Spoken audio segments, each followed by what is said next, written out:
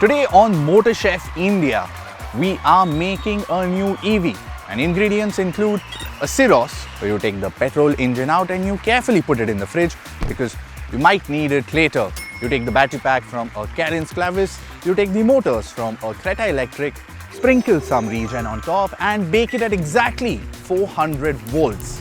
And after some time, voila! Congratulations, because you have made yourself a Syros EV, which sounds simple enough, except for the fact that EVs are not very difficult to make these days. But EVs that are better than their ICE counterparts are a different ball game altogether. So, let's get cooking.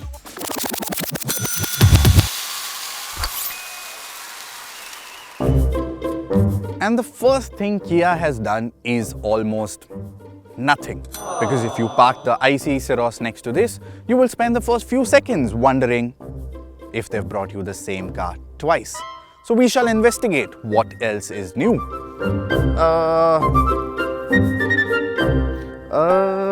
Charging flap. There is a new charging flap now in the front. New wheels. There's an EV badge now. Roof rails make it 10 mm smaller than its ICE counterpart. The grille is smaller because it's an EV, and now you have LED fog lamps too. And that's about it. But jokes apart, this actually is perfectly alright with me because EVs don't need to look like they have come from 2035 anymore. Because if the recipe has worked in the past, why change the plate? Let's get driving now.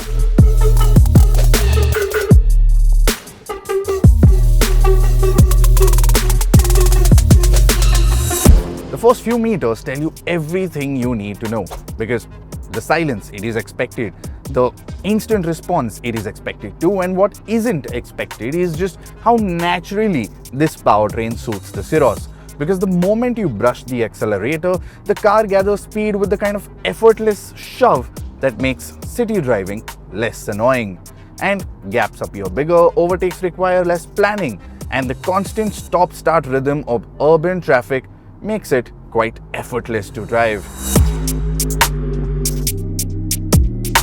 The bigger battery pack gets 171 horsepower and 255 Newton meters of torque. Now, honestly, I don't think numbers matter nearly as much as the way this delivers them, because it never feels in a hurry, but it never also feels caught out either. But every single time, it feels more potent than its ICE sibling. Now, there are paddles behind the steering wheel too, but instead of changing gears, they change the regenerative braking level and leave it in the lighter settings, and it almost behaves like a normal automatic gearbox. Turn it up and you can do almost the entire driving section using a single pedal, which makes you wonder why you've been using 2 or 3 all these years. Now here's where converting an ICE car into an EV can sometimes come as unstuck. Wait, because batteries are heavy. Heavy cars don't usually enjoy potholes or Indian roads in general.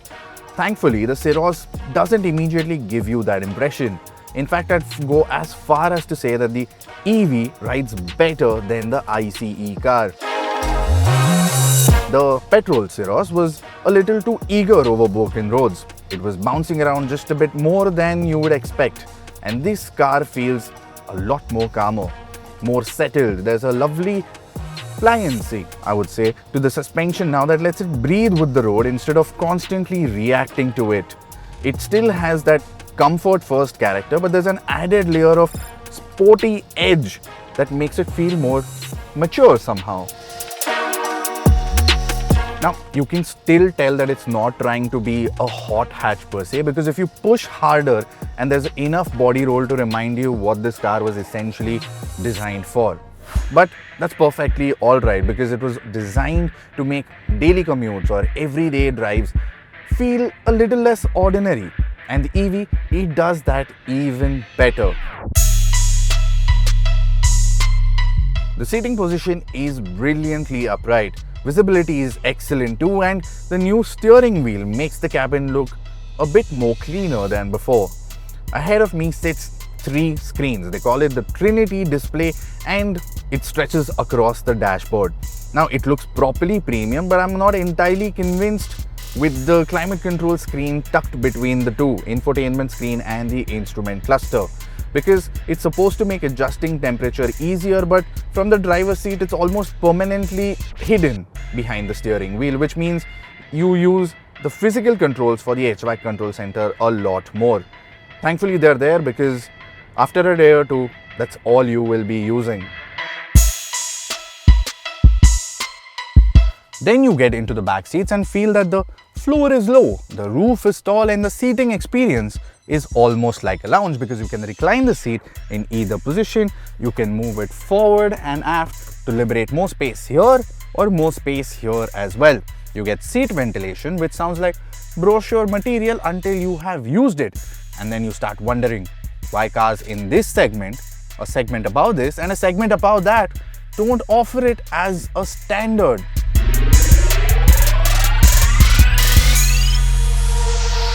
The feature list is exactly what you would expect from Kia.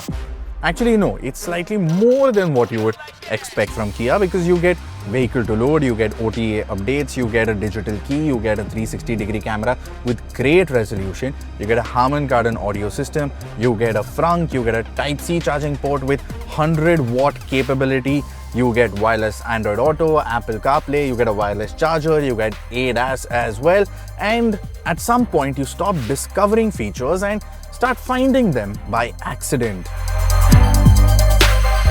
Then comes the question that every EV has to answer. How far? The larger battery pack claims 526 kilometers, while the smaller one is rated for 443. Now, real-world numbers will obviously depend on the weather conditions, how you drive, traffic conditions, etc. And what is more important is that what happens when these numbers start running out. Because you get a 100 kilowatt DC fast charging capability, which will charge from 10 to 80% in under 40 minutes. An 11 kilowatt hour onboard AC charger makes overnight charging much easier if you've got the setup at home.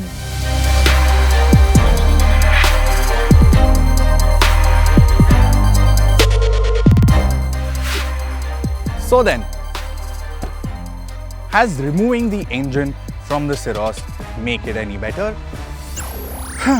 Well, I think it has, because the electric powertrain, it doesn't take away from the character of the Syros. In fact, I think it complements it really well. The effortlessness of driving it, the instantaneous torque, the added refinement, the more mature suspension setup, all fit the Syros really well. I don't think Kia has reinvented the recipe here. I think they've just cooked it with better ingredients, and that has made the Syros a lot more tastier for me. Now, what do you guys think? Let us know in the comment section down below, and we will see you next time.